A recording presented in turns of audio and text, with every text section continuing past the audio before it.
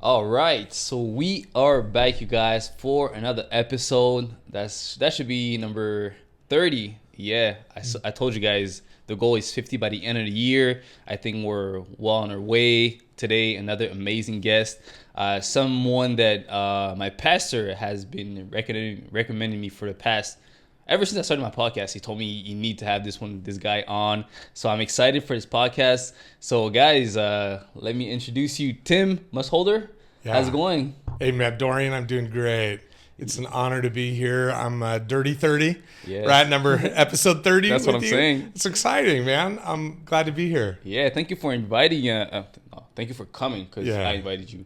So thank you for coming. I know you guys have been traveling lately a lot. Yes. How's that been going? It's been going great. Yeah, my wife and I did some personal vacation this summer. But man, to come and to be here in Mexico with friends and to just kind of invest into what's going on down here in southern Mexico, it's an honor. Yeah, and how do you like Mexico? I love it. Man, we come, every year. Yeah. Because we've met you before. Exactly. Yeah, last year. we've met you on other trips down, and so we just so love southern Mexico. We love the people. My wife loves the weather. It's warm, it's sunny. It's usually some rain, but man, it's just beautiful. Yeah, because you're from California, so I am. guess sometimes the weather is not We as have hot. very moderate temperatures where we live. We're like on the central coast of California, and so we get this. Just it's like 70 degrees year round.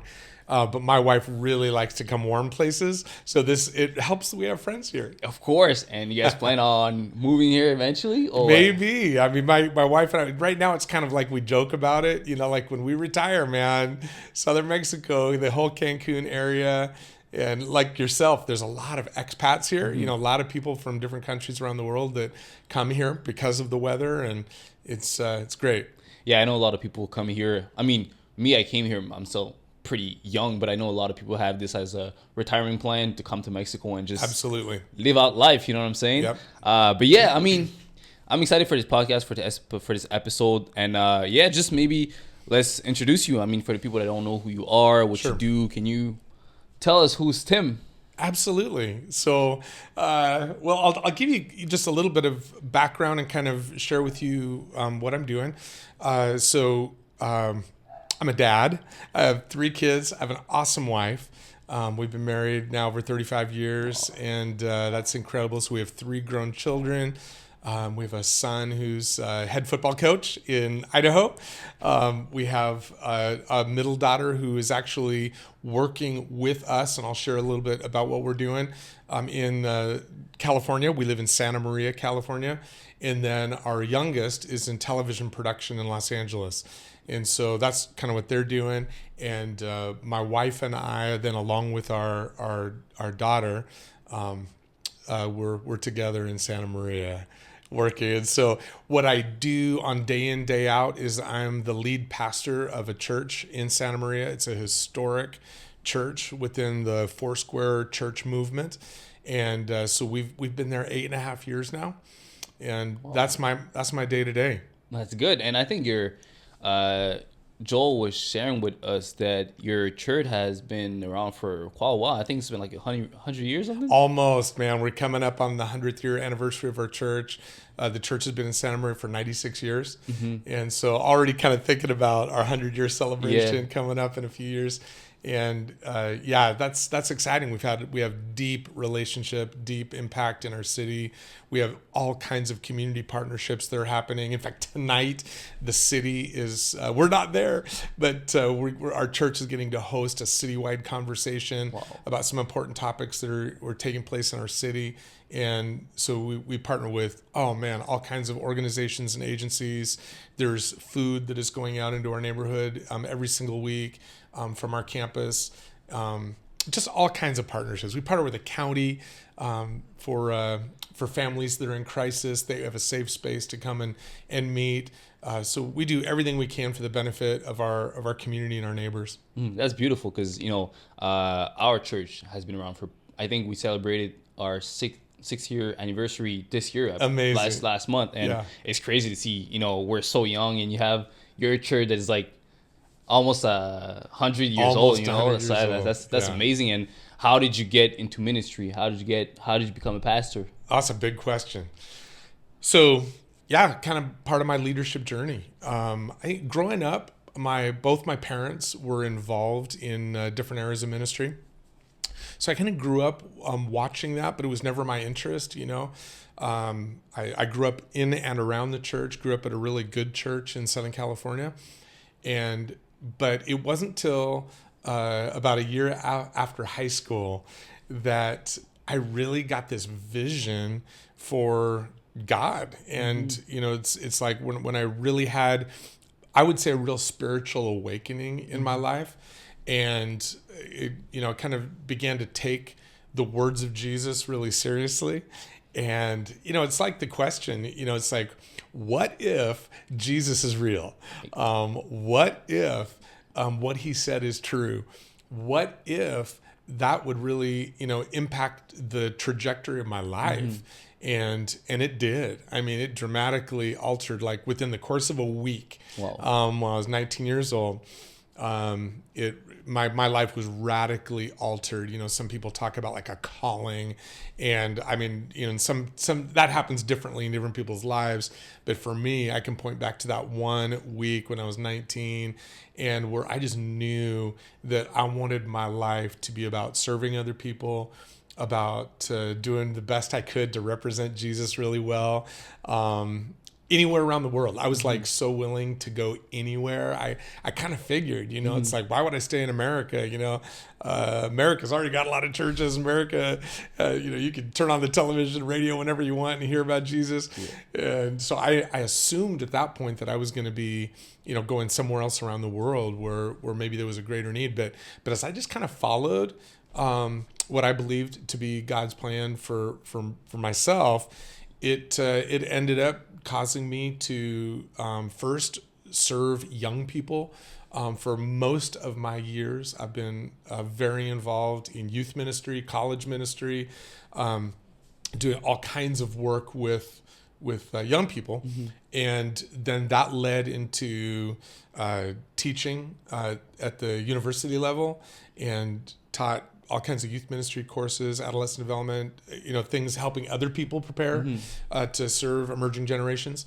And, you know, just one thing leads to another. Yep. And then I served as a dean of students at a small Christian college for a season. And, oh, man, I could just go on and on. Yeah. I don't want to take the whole episode just to tell about my journey. No, that's perfect. And I know, like, you were so on fire. I remember last year you shared with me that I think even you and your wife, she was your girlfriend at the time, like, you guys even, like, I think split or almost split, because, like, you were like, I'm going. Yep. I think I feel the calling to go outside. And she was like, I mean, me, I'm staying here, you know? Yeah, well, I just had to know. It's like if we're gonna be a thing, like, you know, you have to go all in on this vision, like I am, because it just wouldn't work. You know, if she just wanted to like have this safe, secure life, you know, with you know, the 2.5 children, little white picket fence, whatever her vision was. It needed to be radical. It needed to be like, no, I'm in it. Let's go. 100%. And so when I knew that about her, that really solidified, no, this is the woman for me. So Kelly and I, like I said, man, over 35 years together, and it's been a good journey. That's amazing. That's amazing. And what would you say that, you know, what would you say to a newly married man? Yeah, no, I was not talking about.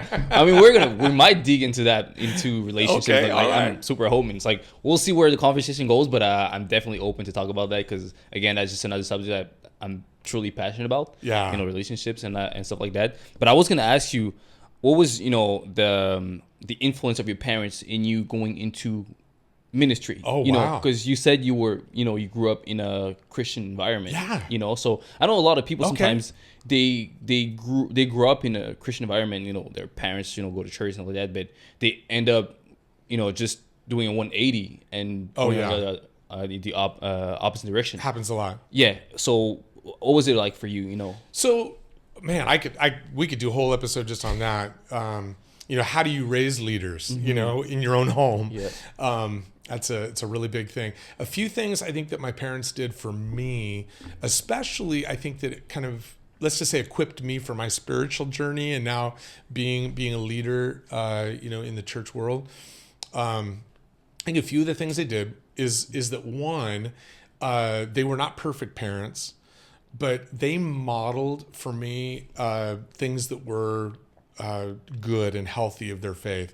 They really were people of faith that took it seriously. Mm-hmm. So it wasn't kind of like, we're Christians or we're like people of faith, on Sundays only, but it didn't really impact their lives. This impacted their lives deeply. Mm-hmm. And so watching their journey of faith, I really believe, not only inspired me, that's the way I wanted to live, but it gave me that model. We all need models. We all need people that we're able to point out and say, this is how that should work. I think, let's go this direction.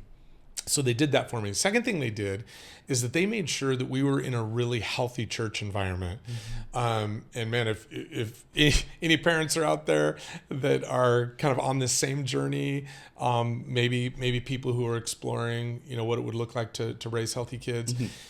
Man, being in a church environment where your kids are prioritized and they're not an afterthought, I think is very, very important. So I had some really good friends that were part of that whole church experience along with me. Mm-hmm. And so it became a very important part of my life just growing up. Third thing, and this was big, is that they were comfortable pushing me out of the nest. Okay. So they were not just in it to create this safe little cocoon environment for me. Mm-hmm. And this may freak some people out. And I'm old, right? I'll admit, you can just do the math. Been married over 35 years. I'm 59. So this is a long time ago. But there was an agency at that point that took teenagers all over the world to do like global missions projects with different agencies all over the world. And for the entire summer. And so I was 15 years old. Wow. And my parents came home from finding out about this. They were traveled someplace where they heard about it. And they said, Tim, this summer, at the end of your 9th grade year, you're going to go all summer and go somewhere else around the world and have this, experience. Mm-hmm. And I was so mad. I was like, nah, I was growing up in Southern California. I was just old enough, man. I'm going to go with my friends. We're going to go to the beach every day. I was like envisioning that kind of summer, but they were like, no, we really think that this would benefit you. And it was a crazy, amazing experience. The team that I was a part of, mm-hmm. we literally spent all summer on the Amazon River. We were working with an agency there. We were clearing jungle. We were, getting to travel and go do a little bit of Sunday kind mm-hmm. of stuff. Like, man, I remember going to a leper colony and doing things. I was 15 years old. Those sort of experiences just open your eyes as a young person to things that none of my, closest friends were, getting to experience.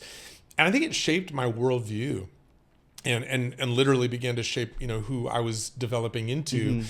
And so I did that when I was 15. My parents made me. Wow. The next summer came around. Guess what I did?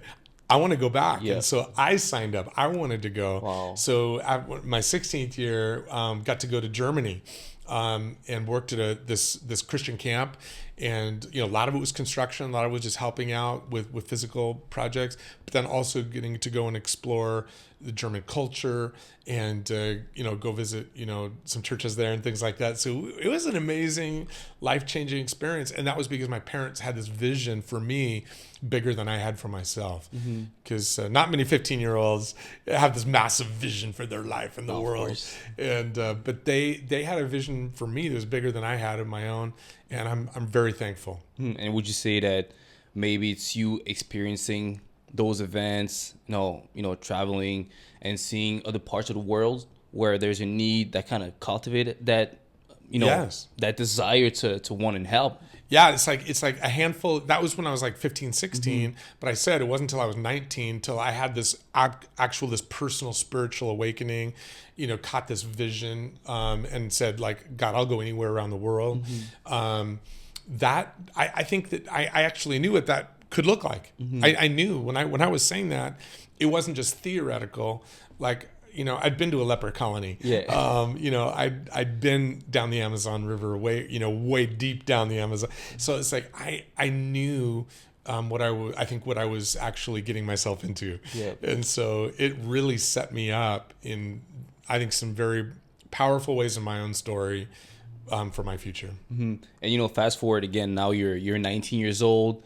You have this big vision. Can you take us back to that point? Like, what did it look like? What did it look like for you? What was it like that? Because for you, when you say spiritual awakening, for some people they think it's some other stuff, mystical, exactly. Experience. What was it like for you? Can you bring us back there? So I can, and the only reason I can is because I was dating the lady Kelly that was going to become my wife, and she had gone back to visit family on another part of the country. She was in Iowa, I was in California, and I said there was like this 1 week time period where I was just like, I could think of nothing else. Like it just captured my spirit so big.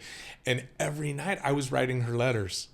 Well, guess what? She kept those letters. Wow. And so we've actually gone back and reread some of the things that were going on in my own life and my own spirit, and this crazy journey that God took me on during those days. And so a lot of it had to do with making a radical decision.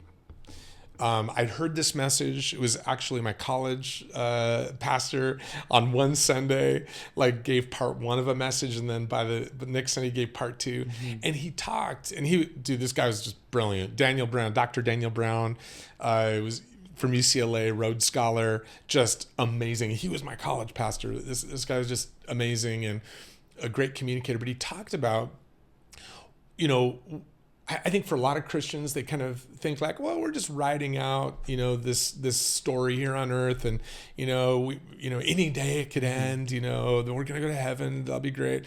But he asked the question, what if the end of this world isn't for another 2,000 years? Jesus walked this earth 2,000 years ago. What if Jesus doesn't come back for another 2,000 years? And he started to ask the question, what would you do in your lifetime that would make a difference in people's lives that might not live for 100 years, 200 years? If you were that stone being thrown into the pond, what kind of ripples could your life make? And he talked about this concept of taking a radical plunge. And we had this large kind of college thing going on at our church. There was probably a couple hundred of us there. I don't know if anybody else caught it the way I did. It felt like he was just speaking to me. And literally it felt like God was yelling in my ear, man, this is for you. And take this radical plunge. Just give me your whole life. In other words, don't just keep me kind of sidelined, but make me the main thing. And in fact, I know we're talking about leadership, right? And some people we could be losing them going, dude, is this just some spiritual, no, that's perfect. That's conversation. But, I think even talking about leadership, if you don't have a compelling vision, where are you going? It's are you really leading, or are you just, fulfilling somebody else's vision that they got years ago? You're kind of like a cog in someone else's gear, do you have a compelling vision for doing what you're doing? And so for anybody listening, I think this was a leadership thing that God was doing in my own life, because God was, I think, calling me forward into leadership. And it had to do with making that decision when I was 19 years old that I am all in. So whatever it takes, as long as it takes, whatever I got to pay to make this happen, this is what I'm going to be doing with my life.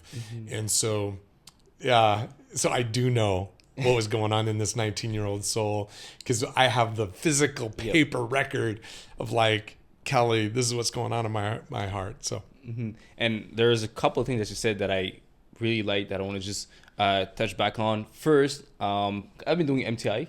I graduated last year. Yeah. Does everybody know what that is? Well, it's Ministry Training Institute. Is it from Foursquare? Or? Well, it's some Foursquare people, I think, originated. The Deckers are Foursquare people. And so it's something that I think that the Foursquare movement has sponsored. Yeah. And, even globally. And so here you are from Canada in Yeah. Mexico, getting something that was written by a couple in Oregon, Yep. United States, and so And it was really nice. So basically, it's a training, about everything. We go from Bible study, from did we do church history? I don't think we did church history, but we talk about casting out demons, Dang. prophesy, we do all the stuff, all the man, stuff. all the It's stuff. really like, for me, it was what I needed. Yeah. And up until this day, it really strengthened my relationship with the Lord and give me more clarity. Yes. And one of the things that our teacher kept on saying was journaling. Journaling. Yeah. And at first I was like, man, only girls do that. Like, I'm not right. gonna journal. Yeah, What is okay. it? Yeah. And I just finished a 3-day fast and I started journaling. Okay. And when you said that you had a physical, copy of Yes. your letters, it reminds me of journaling, because you can always go back and retrace what happened, how did you feel, and just relieve these moments. And also it's helpful to see how the Lord is working in your life. Yes. When you can just go back to those moments. and read and see, and and you talked about MTI giving you clarity. I think one of the other things about MTI that is so strong is not only does it give you clarity, but it stirs up a new courage in you, because a lot of people, even church people, hear about things, about praying for people, about the expectation that God's going to actually show up and do stuff in people's lives when we pray, when we do ministry. But in MTI, you're actually doing it. You're not just learning theoretically.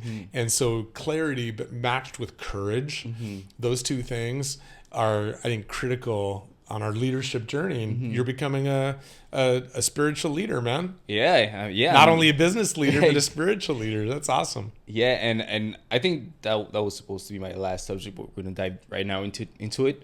One of the things for me, because I remember when I first came to the Lord, the guy that brought me to the Lord had this mindset of the Bible. The only purpose of the Bible is to get you to heaven. Okay. And then teach other people how to get to heaven. And I've always been a pretty ambitious person. I have a business right now and had a business back then. And, these two worlds kind of collide, and So like your professional life and your faith life were two very different things that were maybe even a little in conflict. Exactly. And so my question for you is, maybe for someone that is wrestling with these two concepts of, I have my business, I'm a pretty ambitious person, but I also have my faith, and maybe they're in a place where they feel like any ambition that is not maybe related to ministry is kind of worldly. Okay. If that makes sense. What would you say to that person that's Oh kind my of wrestling gosh. with this? Well, how do you reconcile that?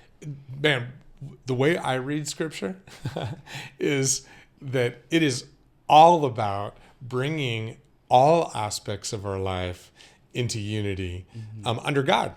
As Christian believers, probably the single most important part of our theology, our understanding about God, is that Jesus is Lord.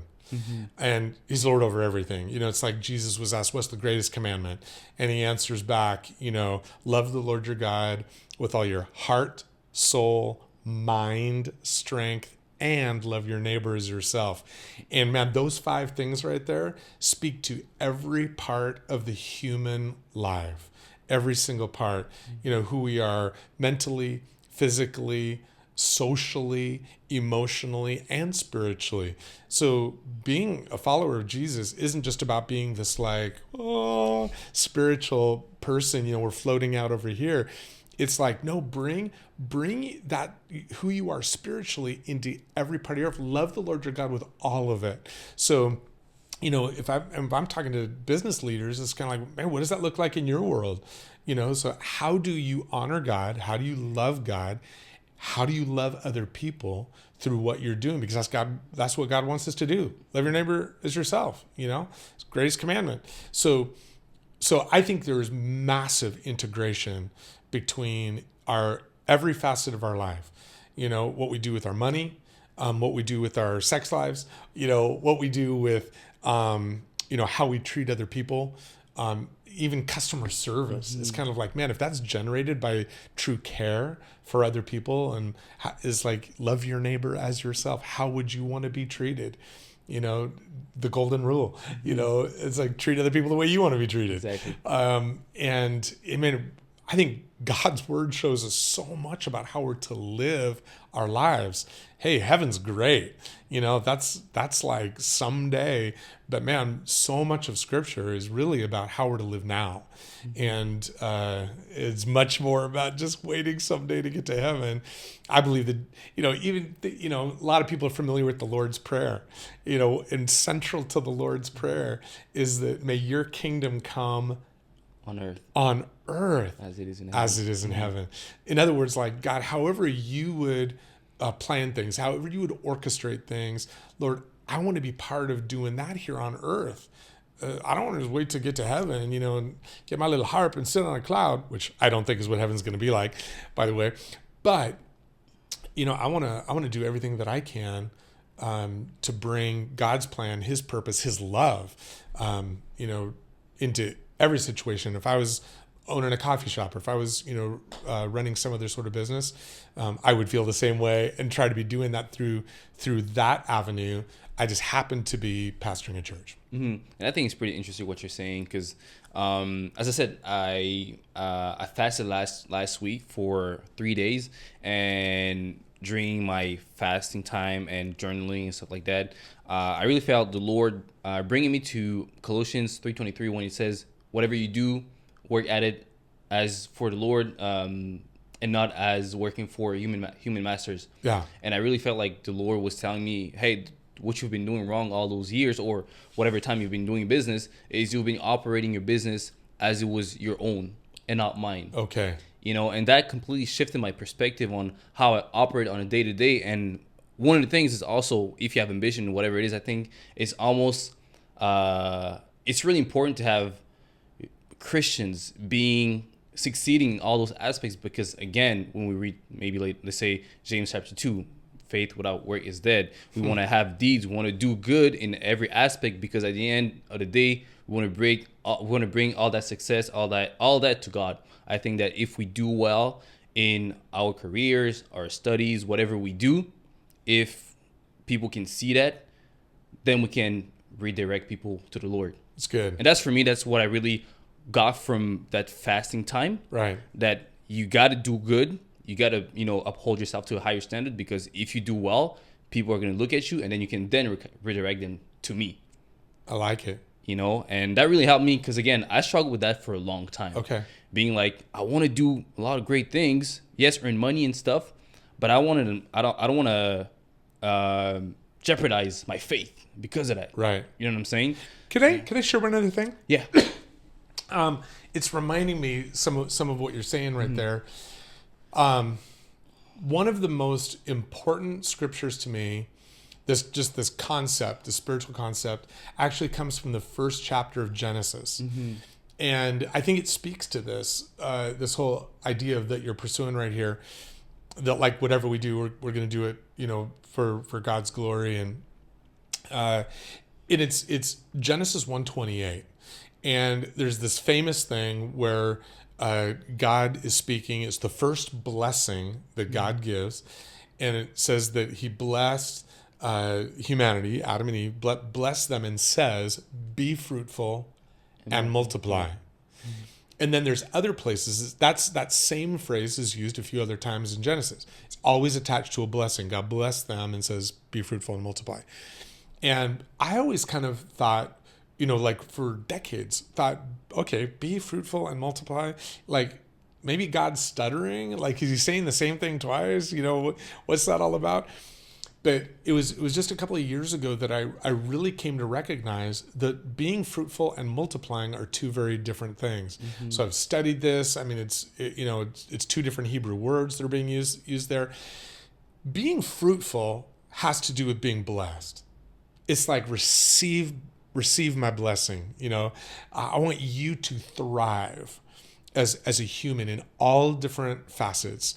God wants us to thrive. That's being fruitful. Multiplying is very different. Multiplying always requires me to take some of the fruitfulness that God has blessed me with and giving it away. Like literally sowing it, getting it out there. It's like, if an apple tree is very, very fruitful, you can picture that, right? Like just in your mind right now, you picture the most fruitful apple tree you've ever seen. That's fruitful. Fruitful. Yes. We celebrate that.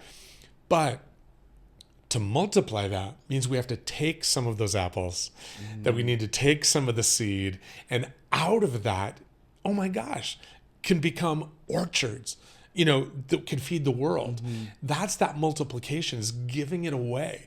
So when you even think of like business terms or, leadership ideas, the idea of being fruitful, all of us think about, man, I want to have a fruitful business, man. I want to thrive in my business, which oftentimes means I want to make money. Yeah. It's like we want this to be a $1 million company. Then we want it to be a $5 million company. How are we going to like multiply this out?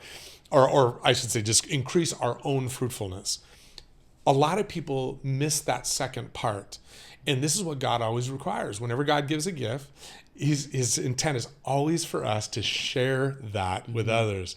And that's that multiplication. Because God doesn't just want me to thrive. He wants me to help other people thrive. So how do I take of what God's given me? And that's in every area. Like you have a gift, man. You have a gift of leadership, of entrepreneurialism, your inner drive and motivation. Man, that's a gift from God that you are now utilizing in some beautiful ways.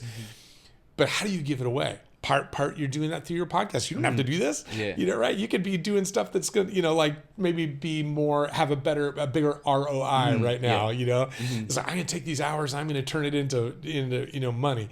But what you're doing is you're multiplying out. You're sharing those things that God has given you, and you're helping other people and causing them to thrive, even as God has allowed you to thrive. You're giving that away. And I believe that same principle, be fruitful and multiply. When we get towards the end of the Bible, in the New Testament, we find the exact same principle through the concept of sowing and reaping, which is talked about a number of times, both by Jesus and others in the New Testament.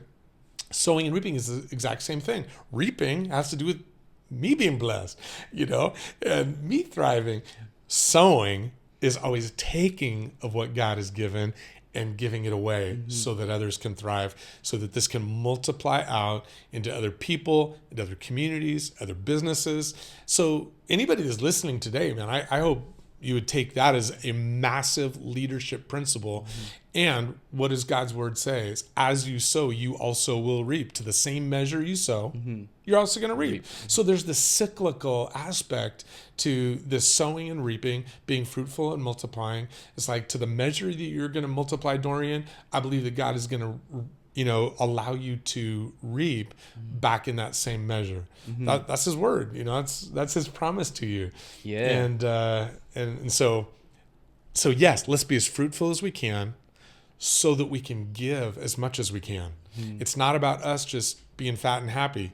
It's about us making a difference. It's about us giving and sowing back, into the world. And one of the things that, as we're talking, I just thought about is one of the reasons why I think it's important to be fruitful is, let's say in business terms, if you're fruitful and you have a profitable business, it means that you've been put in a position of leadership.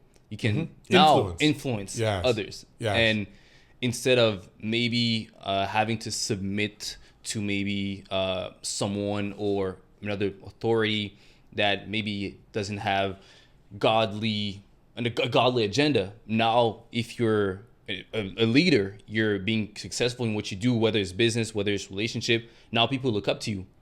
And as I said, you can then point them back to God. Yes. I think that's one of the things why, for me, it's important to succeed, not just business, in every aspect. Because at the end of the day, if I do something well, people are going to ask me about it. People are going to notice. And then I can then say, no, it's not me.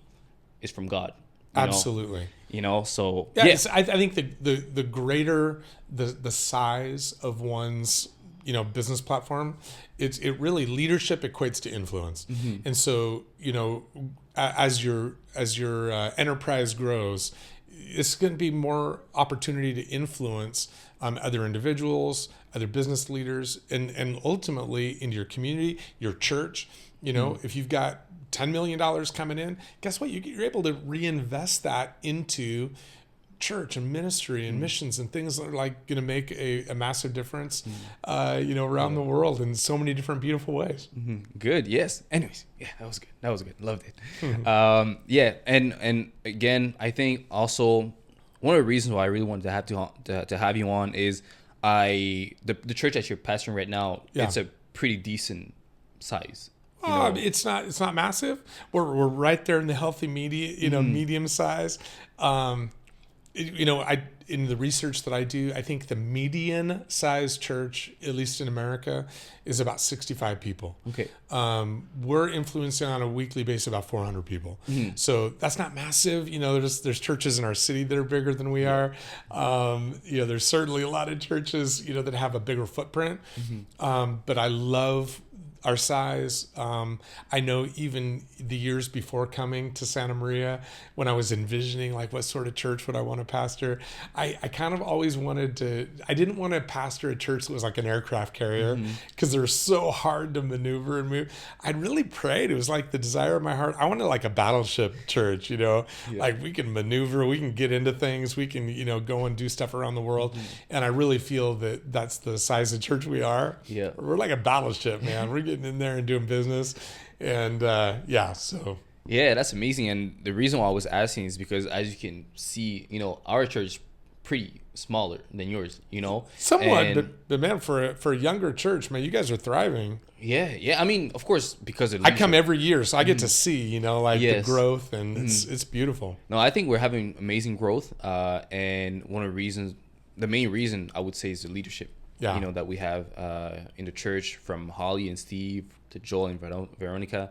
And I think I had another question. But my first question would be, I see how, for me, Joel is a mentor. Yeah. He's not only a friend, he's a mentor. I can really look up to him for a lot of things. And I can see that also with him through you, because every time that I talk about Joel, he always praises you, Tim and Kelly. How do you live that?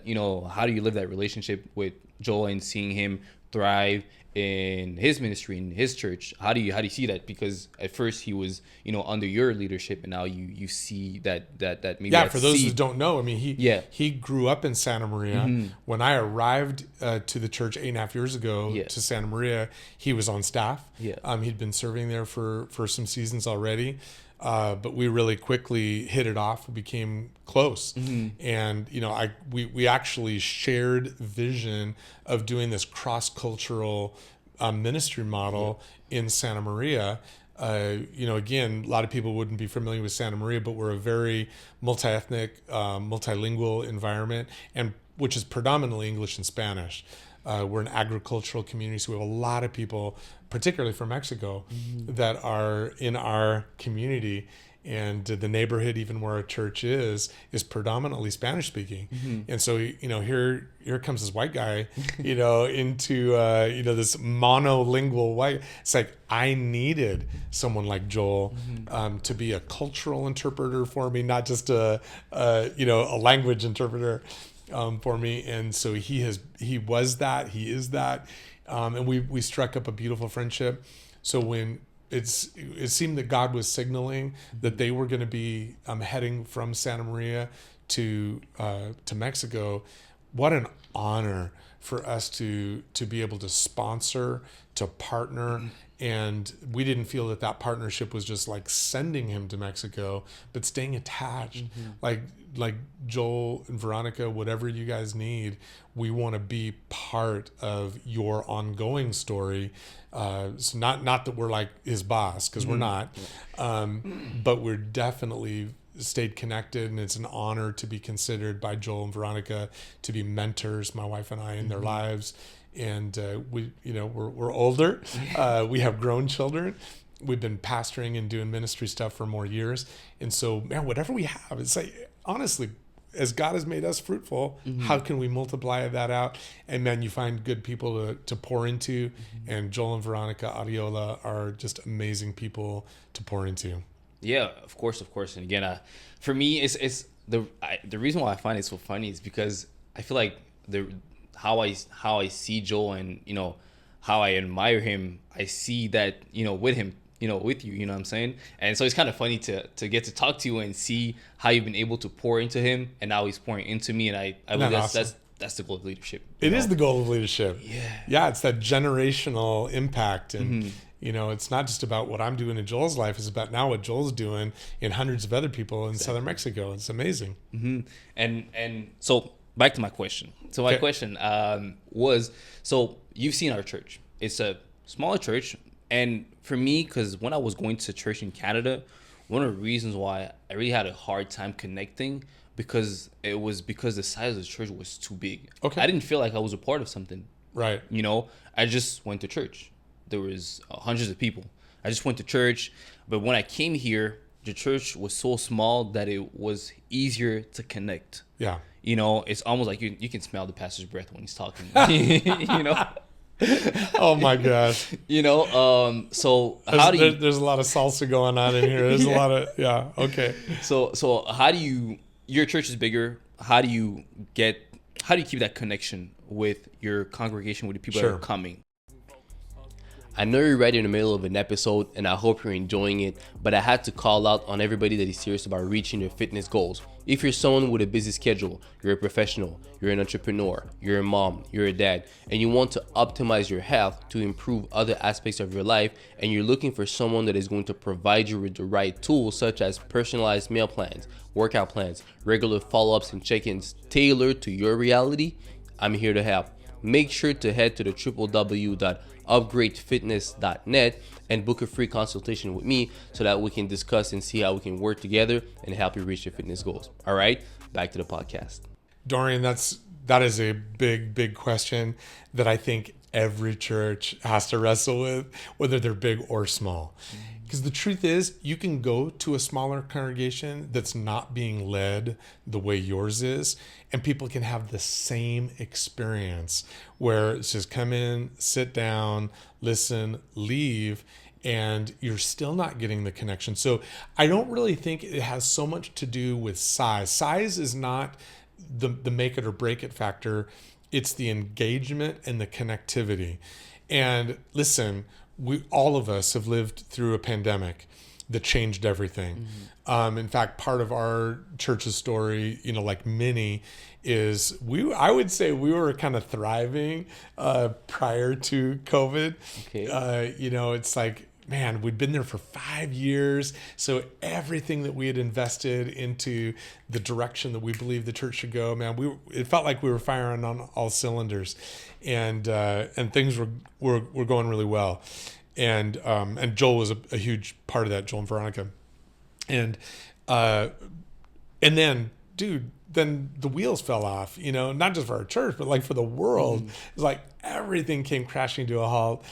We had to immediately pivot, figure out, how are we going to do online ministry. We already kind of podcasted our messages, but we did not have the video component down. And so very quickly had to figure out how to do that. So we kept ministry going. But man, all the stuff, all the inner workings of the church life came to a very quick halt. And then we just had to get very creative. But as we began to come back, it's like you could just measure it out, 1 year, 2 years, whatever, post COVID.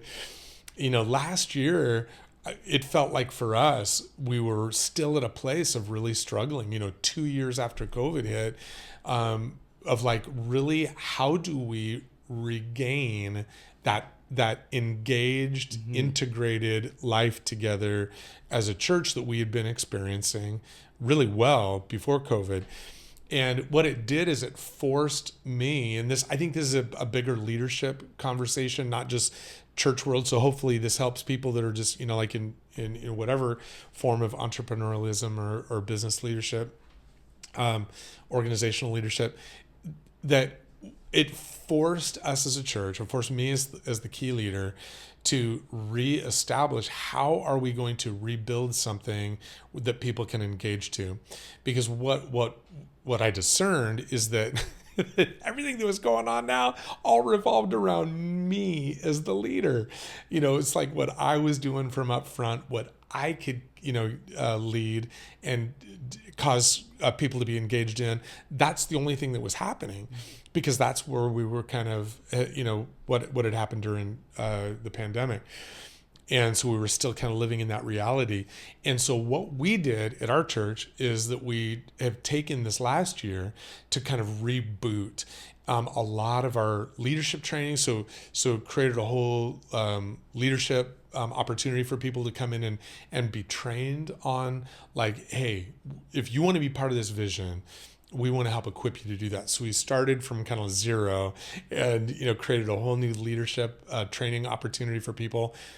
Out of that has come 19 people we're calling team captains now, that are leading in 3 specific areas. And we've titled those Gather, Grow, and Go. So we've got Team Gather. It's all about creating all the different parts of our church that have to do with creating inclusion, people coming and feeling like, hey, this is a place we could belong. And there's a lot that goes into that, a lot of different aspects of that. Team Grow has to do with what you'd expect, like, man, how do we grow spiritually? How do we develop into strong followers of Jesus? How do we integrate faith into all aspects of life, like we've been talking about? And then Team Go has to do with leaving the church and going and actually engaging with our community, engaging with the neighborhood, and even engaging around the world. Mm-hmm. How do we get out there and do this stuff? And so what's really helping us is now we have these 3 large teams that are being led by people other than me, that are now engaging with large parts of our church family. In other words, is giving multiple nodes of connectivity. Nodes, N-O-D-E-S. It's like you, as a church or any kind of an organization, you need lots of nodes that people can connect to. It's kind of like Legos. Yeah. You don't have no smooth Legos. You got bumps on those Legos. Why? It's so that you can keep building on it, so that other pieces can connect. We need lots of nodes. We need a lot of bumps on our Legos. You know what I'm talking about? And so that gives the availability for people to connect to, and that builds the opportunity for people to connect. So you've experienced that here in Playa del Carmen, because your church, I would say, is what, maybe 100, 150 people. If you gathered everybody, that comes, is not quite as big as our church, but you experienced great opportunity for connectivity and engagement. Like, dude, we want you here. Here's a group you can come and participate in. Here's some outreach stuff we're doing. Come and be involved.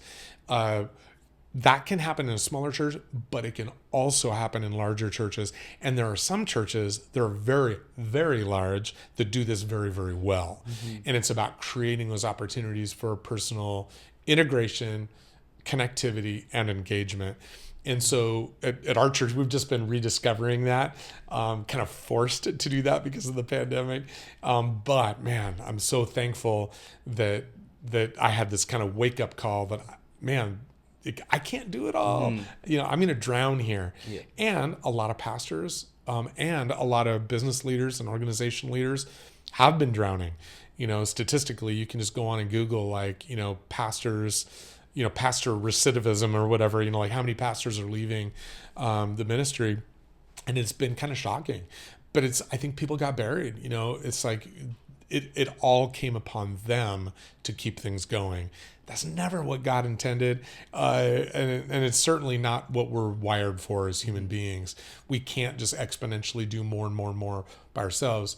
It's about what? Like we were talking about earlier, being fruitful and multiplying. And so multiplying points of connectivity for people and engagement is crucial. Mm-hmm. Whether it's in ministry, whether it's in business, whatever. Yeah, and again, that's what I told Joel. That's one of the reasons why I really love this pastoral lifestyle, because it relates a lot with being a business owner and stuff like that, because You have to deal with a lot of people, a lot of situations that you deal with as a business owner. You kind of deal it as a pastor as well. Sure. You know, again, a lot of business people, a lot of CEOs, people that have businesses, they put everything on themselves. They don't delegate. Right. You know, and then eventually, of course, you're gonna burn out because you can only do so much by yourself. Right. You know, and because I like what you said because, I didn't see it that way because when I went to church, when I was going to church in Canada, I didn't feel like there was that many things to do. Okay. You know, they maybe had one or two other things happening during the week, and if for whatever reason I don't feel, called to go there or whatnot, I'm not gonna go, and then my faith life becomes just go to church on Sunday. Right. And one of the things that I feel like we do pretty well in Casa de Fe is that we have so many things for so many different people. You know, from abused women to youth ministry to whatever, and there's always more things adding up to the plate, but of course without making it too much. We keep it healthy. Yeah. And that's one reason why and one person can't do everything. Exactly. And so even how we broke it down at our church with this gather, grow, go, is we're not expecting everybody to be at everything, but like how's God wired you?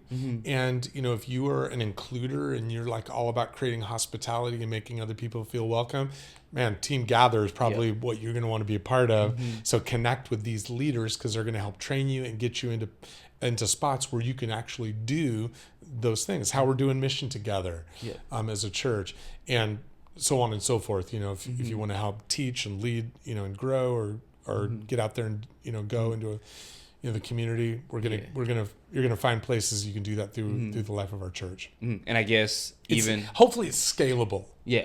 And I think for business owners and whatnot, no matter what you're leading in, creating something that's scalable that you can bring in people and envision how that would scale up is important. It creates a sustainability. 100%. And how do you see your church growing in the next few years? How do you see your church evolving in the next few years? Great question. So much of that is dependent on kind of what God does to draw people in. Yeah. The biggest thing for us, as I was already sharing, our neighborhood has the demographic growth and development in our neighborhood over the past decades has been in Spanish speakers, predominantly people from Mexico. So we are one church with two congregations, and we minister fully both in English and in Spanish. And I love that. And it's Joel and I together that helped to actually establish and formulate that style and model of ministry. And so my heart and desire is that our growth would be more on our Spanish congregation. That's where I want to put more of the eggs in that basket, so to speak, because we're a historically English congregation. 90 plus years ago when our church was established, man, it was more of a white Anglo monocultural, sort of a community. But that's evolved over the years. And if our church doesn't evolve with that, we will never get beyond 100 years. We have to adapt to where we are. And fortunately, I feel kind of wired for that. I think that's why God put me where I am, is that I love that. How can I be a bridge builder towards the future? And so when you ask about what I see over the next years, is I really desire for our Spanish congregation to outgrow our English congregation and to be, the thriving heartbeat of who we are into the future. Yeah, and is your Spanish getting better? I would say no. I had to come to a place where it's like, am I going to personally devote a lot of time and energy into Spanish, or am I going to cultivate relationship with Spanish speakers who would be bilingual primarily, or through translation? We have both. We have leaders who are almost exclusively Spanish speakers, and we have multiple leaders who are bilingual. And that allows me to pour into them so that they can enculturate what God is doing, through our church and our ministries, rather than Tim Mossholder, the pastor of the church, being the one that does everything. Yep. And I'm the only voice. So by being monolingual, it's actually forcing me in a beautiful way to empower other people and empower other voices, empower another culture. And I would say even for business leaders, you may feel, like, man, I'm kind of stuck here because this is who I am, and I don't maybe have all the ability or time to devote to developing other, areas of our business that I'd like to do. Fantastic. Limitation is great because limitation forces us, if we're creative and have that entrepreneurial spirit, to actually get out there and empower other people to develop those areas because we cannot physically, or through our own natural abilities or talents do it all. Yeah. And so, so that's how God, I think, is calling me to multiply, is through my Spanish leaders. And that's amazing because I feel maybe because of that limitation, if we can say, it prompts you to share your vision to other people, to share your vision to your congregation, to share your vision to, the leaders that are going to take care of those other aspects that you might not be really hands-on, but now how do you share that vision with those people? And also with your congregation, how do you share the vision of, that's what I see for the next few years, in the same way that a few years back you had a vision with Joel, you shared it with your church, you made it happen. How do you share your vision to your leaders in your congregation to go from point A to point B? Oh, yeah, that's super important. When it's something simple, you just speak it out. I mean, we're on social media. You post about it. You do things like this where you find opportunities to just share the story. But I think on the really big things, let's take us back a year to this whole gather, grow, go conversation, because it's very current for us. Is I did not just go and broadcast that out to our church on day one. What I did is first I talked to our staff. We have a small staff, but talked to our staff about what was kind of developing. In fact, it wasn't exactly gather, grow, go when it first was like percolating in my own mind, and when I was finding articulation, it was a little different. And through conversation with our team, actually it developed into those three words. And because we're duolingual, English, Spanish, it's also congregar, crecer y ir, gather, grow, go in Spanish as well. So we had to work out that line. So we started doing that kind of like in an inner team work. Then when I said, like, we did this whole leadership training, what I did is at the beginning of that leadership training, I began layering in those words and those concepts so that they knew on kind of day one. We did it was like an 8-week leadership course that we did. And on week 1, I told them about Gather, Grow, Go, because I wanted them to know what should be the anticipated outcome of this leadership training. And I let them know right away, we are training to be this layer of leadership, which became our team captains. We want to train you so that you could become one of these leaders in these 3 areas. So everything then we did. So I was talking to, and we had a lot of people. We had over 60 people from our church family. So a church about 400, having 60 people show up saying, man, we want to be part of this. And, we're willing to be trained up as leaders in this model. We felt it was amazing. So I had about 60 people that now I was sharing this language with. Then we wrapped up that. Then I started meeting for about 3 months with those team leaders before we actually went to the whole church congregation and began, casting vision. We created logos. We did the whole thing for this Gather, Grow, Go model. And so it had literally been about a 9-month journey before sharing. So on the big things, man, we take it slow roll. start with your innermost leaders, then find that next group of leaders to roll it out to. See, and I like the concept of wet cement. Like even when I shared with that big group of 60 plus leaders, it was like, I told them right away, it's like, hey, we're on this journey together, but I'm going to pour in the ingredients for the cement. By the end of this 8 weeks, you will have even helped fashion this conversation to a place where the forms are now being put in for the cement. And where it will harden into a place where then we can actually have this message to bring to our full congregation. And so, so there was some adaptation that came along the way that was really healthy.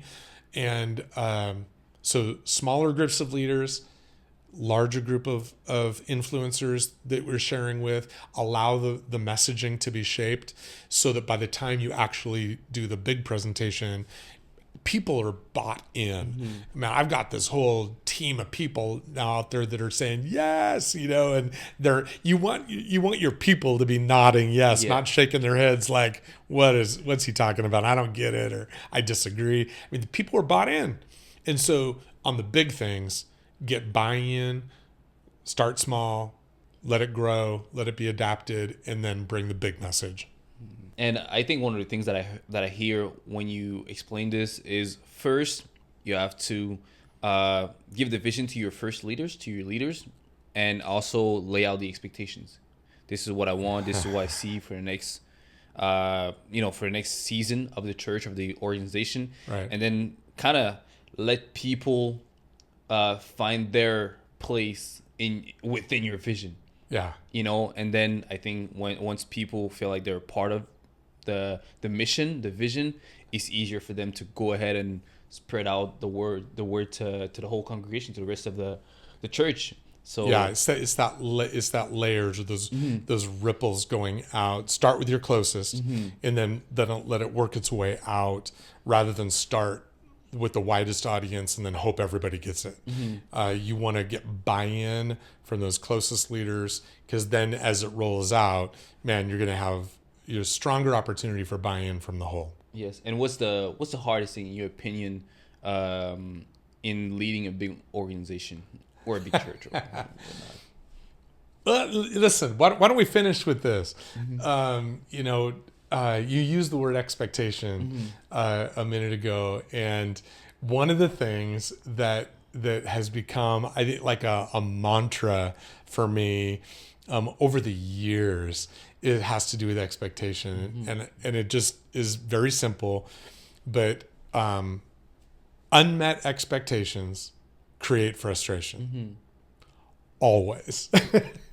With a big exclamation point. Always. Unmet expectations create frustration. Part of the challenge of leading a growing organization of any kind, business, nonprofit, for-profit, has to do with like keeping everyone on the same page. And I think a lot of that has to do with clarifying what our expectations are.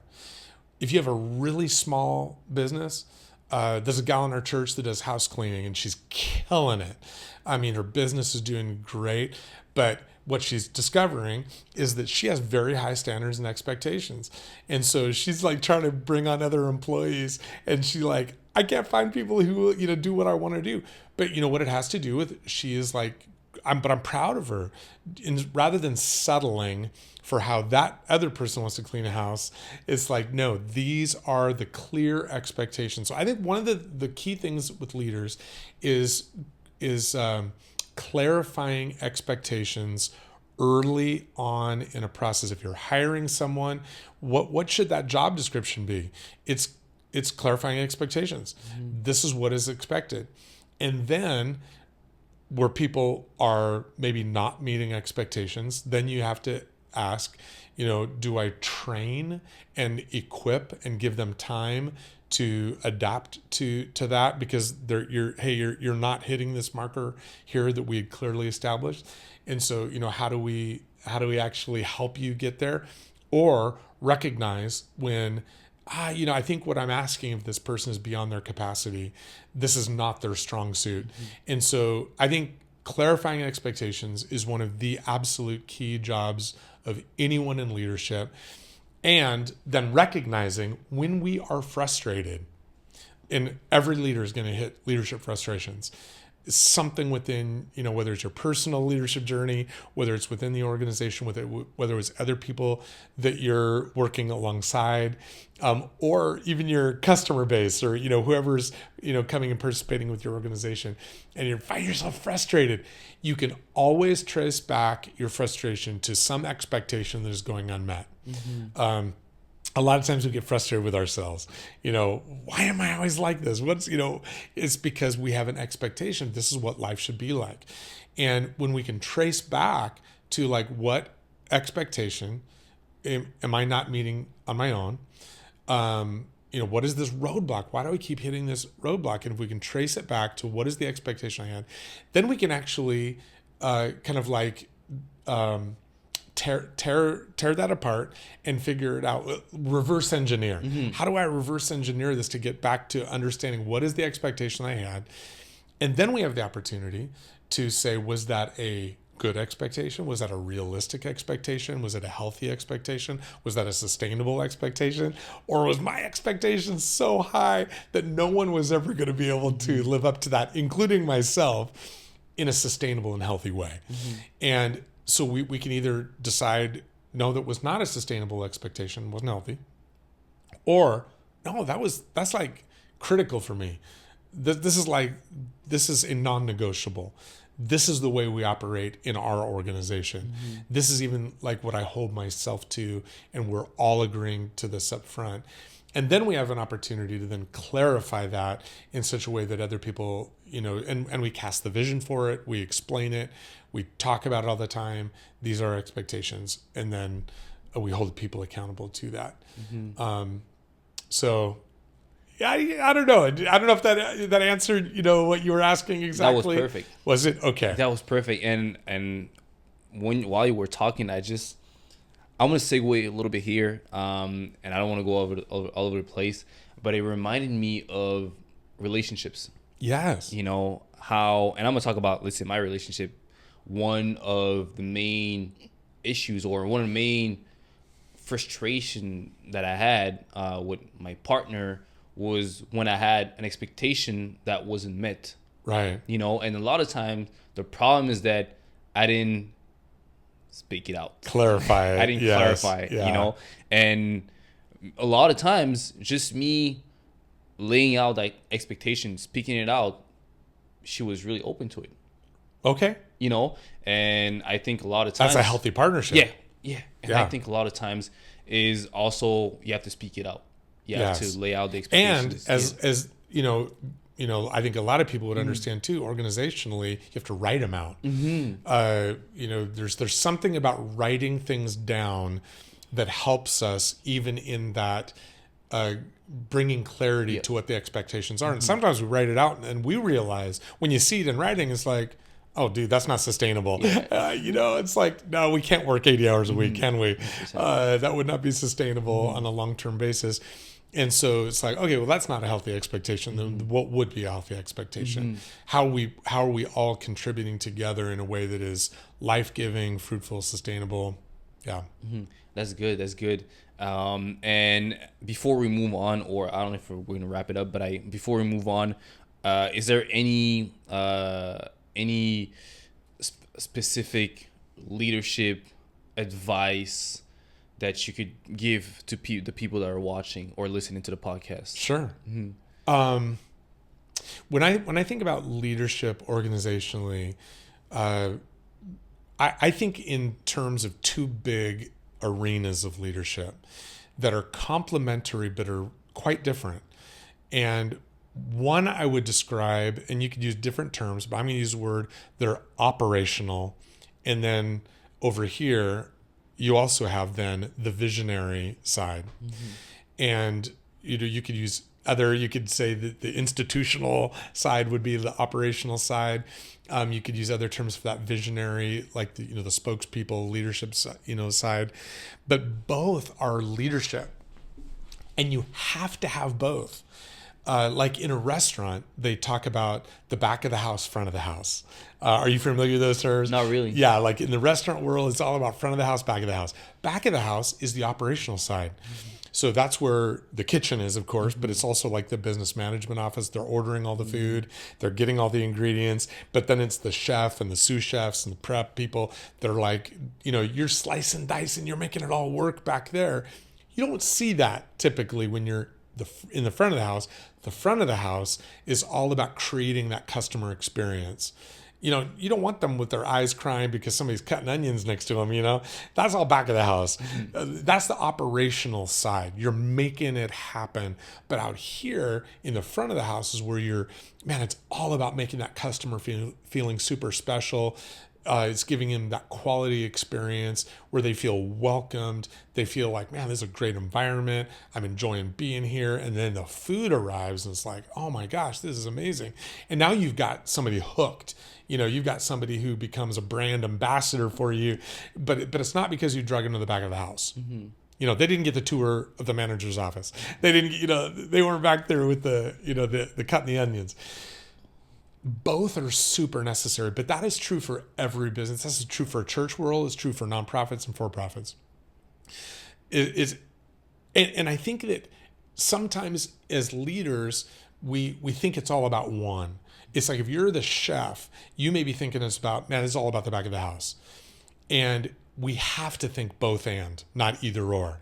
It's not just about we've got to get all of the technical framework put together. It's all about the integration of our software, blah, blah, blah, blah, blah.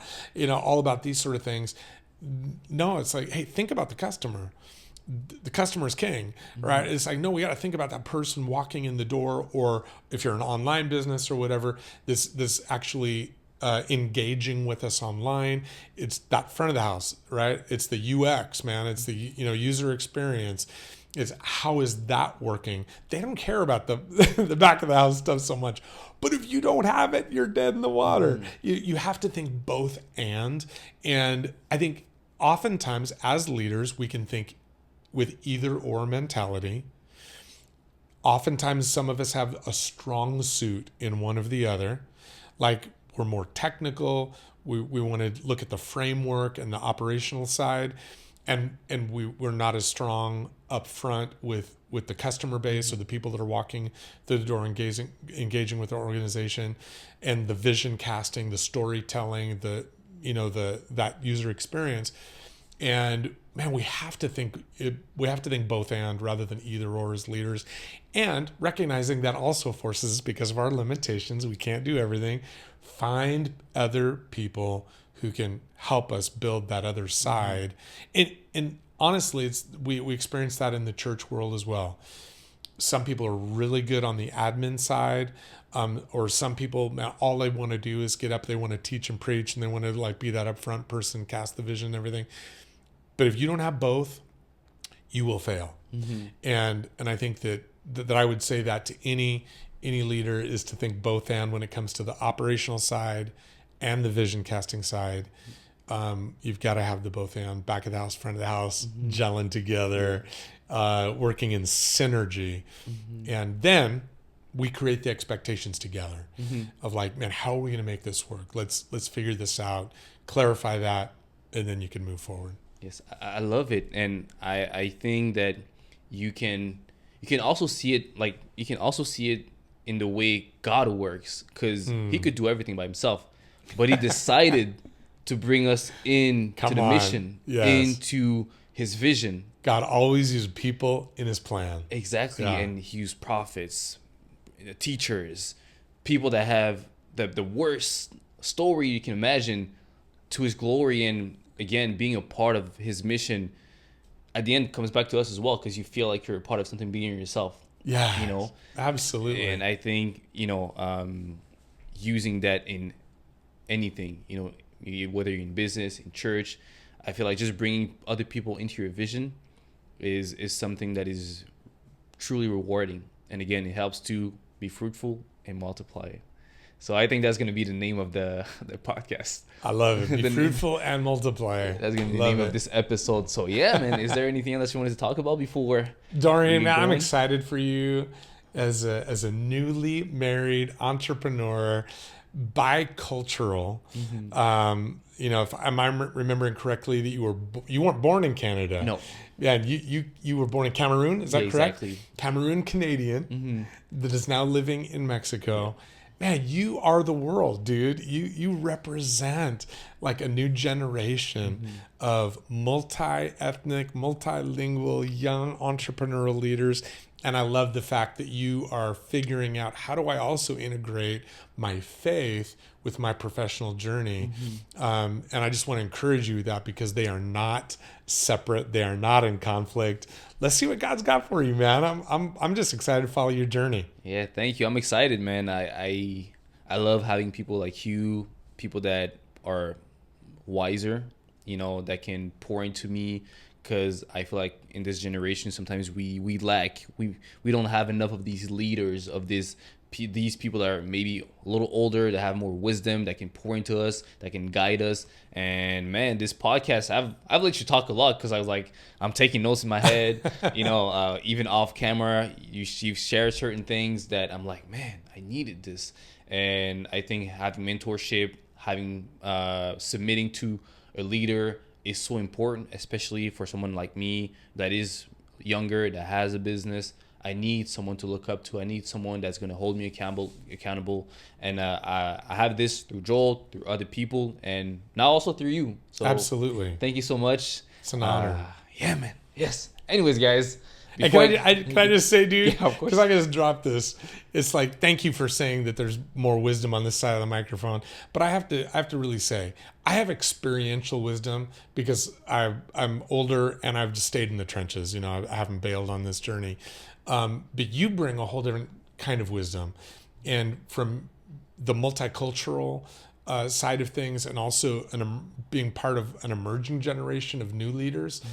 Man, my generation of leaders needs to continue to recognize there is wisdom on that side of the microphone, and what you're doing, and just your boldness to step out there doing a podcast as a young leader. I'm pumped for you, man. And I have things to learn from you. So thanks for being on the journey with me, and for welcoming me in. Thank you. Pleasure, man. And can't wait to keep on talking to you off camera as well. When you're leaving exactly? I'm here through the end of the week. To the other week. So, man, we're going to keep on Let's talking. hang out, man. We're going to have more conversations. But, man, for the people that are watching, that are listening, that's going to be it for us today.